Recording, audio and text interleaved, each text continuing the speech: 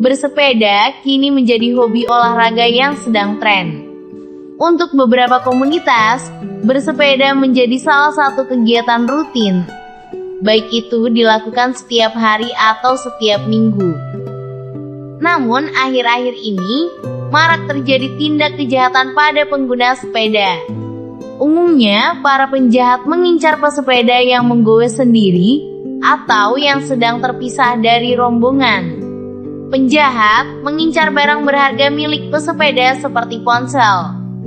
Sebelum melakukan perjalanan dengan menggunakan sepeda, ada baiknya Anda melakukan persiapan antisipasi terlebih dahulu untuk menghindari dari tindak kejahatan jalanan. Nah, agar bersepeda tetap aman dan nyaman, sebaiknya Anda juga wajib mematuhi sejumlah peraturan dan himbauan dari pihak keamanan. Untuk lebih jelasnya, simak video infografis berikut.